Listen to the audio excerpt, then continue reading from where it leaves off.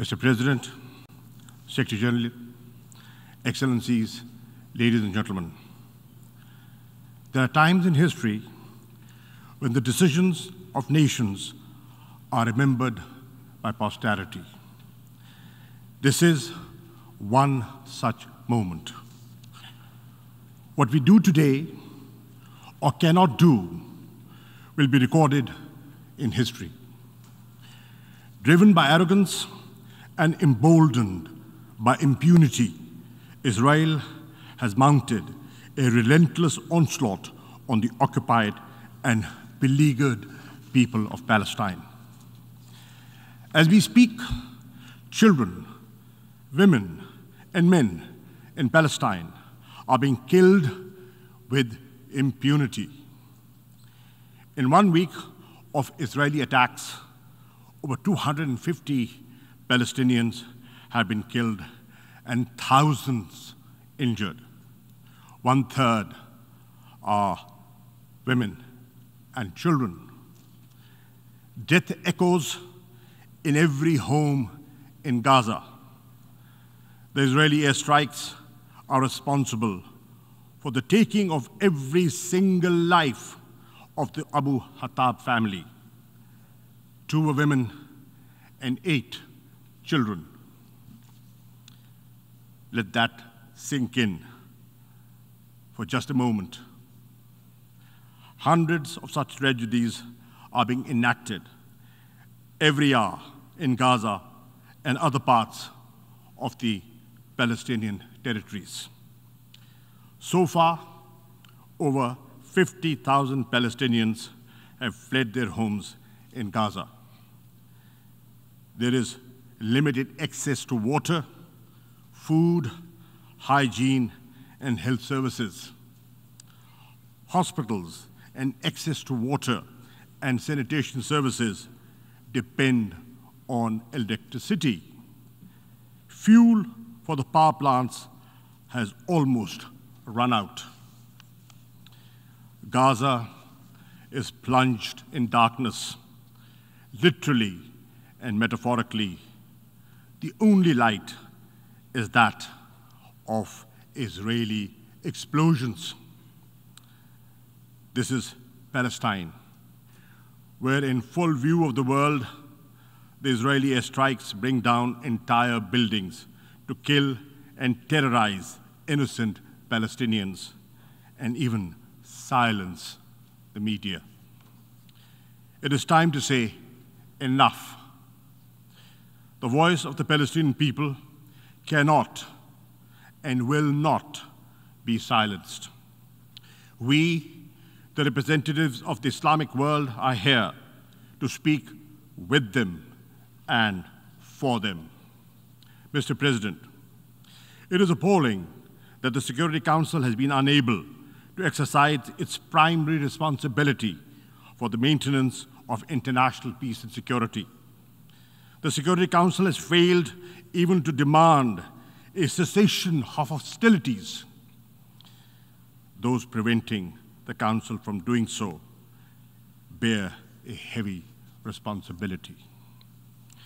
In these circumstances, the General Assembly must assume its own responsibility.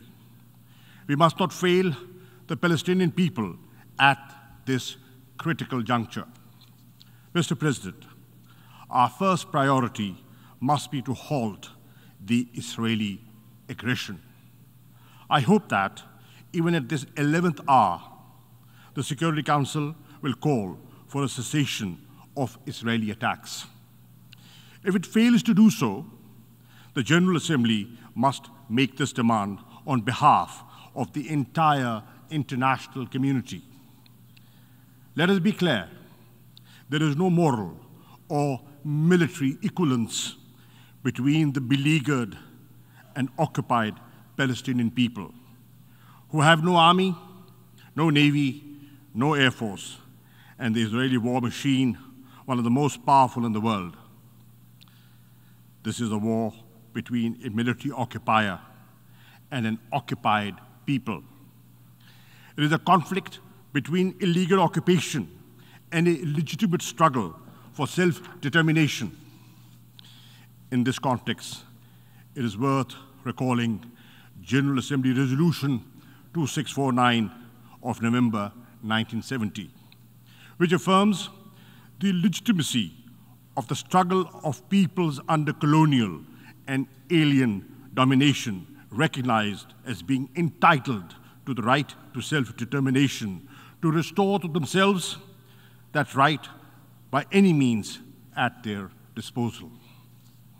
Second, we should mobilize all possible humanitarian help for the devastated Palestinian population in Gaza and other parts of the occupied territories. In addition to the UNRWA emergency appeal, the Secretary General should launch a comprehensive humanitarian assistance plan to provide succor and sustenance to the Palestinians. We need to send medical teams, medicines and other supplies, food, other necessities to Gaza and other parts of the occupied Palestinian territories. We welcome the access being provided by Egypt to Gaza. Israel must open all access points to Gaza to ensure the timely and urgent delivery of international assistance. Third, the General Assembly should call for concrete steps to protect the Palestinians. We should deploy an international protection force, as was called for in the General Assembly Resolution ES 10/20 and as demanded by the Islamic Summit Conference on the 18th of May 2018. If the Security Council cannot agree to send the protection force, a coalition of the willing can be formed to provide at least civilian observers to monitor a cessation of the hostilities and supervise the provision of humanitarian help to the Palestinians. We also call on the Secretary General and the High Commissioner of Human Rights to offer protection to Israel's Arab citizens who are being lynched and murdered by fascist Israeli gangs at the present time. Fourth, the General Assembly should condemn Israel's forcible and illegal eviction of Palestinians, including in Al-Jarrah district of Jerusalem, and continued construction of Jewish settlements. The onslaught against Palestinians worshippers in Haram al-Sharif and Al-Aqsa Mosque, the first Qibla of Islam, during the month of Ramadan, and Israel's brutal and indiscriminate aerial and land bombardment of Gaza. Israel's crimes against humanity should not escape accountability. There should be no impunity for violation of international law, including the Fourth Geneva Convention and other human rights conventions. The Human Rights Council, the ICC, and the ICJ and other avenues should be activated to ensure Israeli accountability for its war crimes.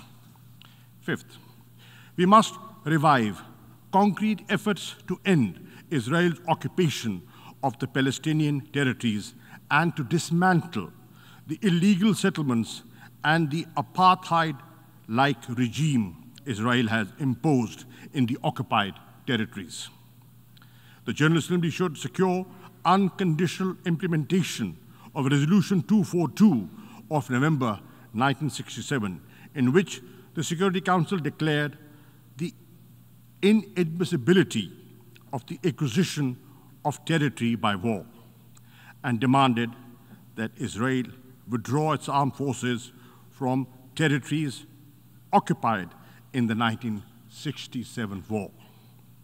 It is therefore imperative to initiate bold steps to secure the implementation of the Security Council and General Assembly resolutions calling for the establishment of a viable, independent, and contiguous Palestinian state with Al-Quds, Al-Sharif as its capital.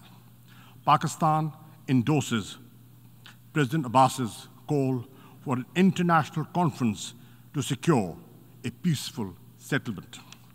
Mr. President, the Palestinian tragedy is at the heart of the turmoil and the conflicts in the Middle East.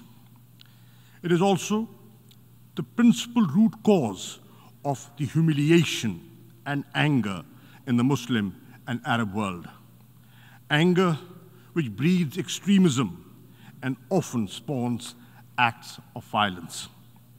A just solution for Palestine is imperative for the maintenance of regional and global peace and security. Clearly, the onus for restoring peace rests on Israel. It must end its occupation. It must implement the resolutions of the Security Council and the General Assembly. This General Assembly session must send a clear message to the Palestinian people and to Israel. It is only through determined and decisive action that this assembly can restore the credibility of the United Nations and demonstrate its effective role in preserving world peace and global order based on equity and justice. I end with a verse from a great resistance poet of Pakistan. "E arz-e Palestine, मैं भी हाजिर हूँ." O land of Palestine, I too am there for you. I thank you.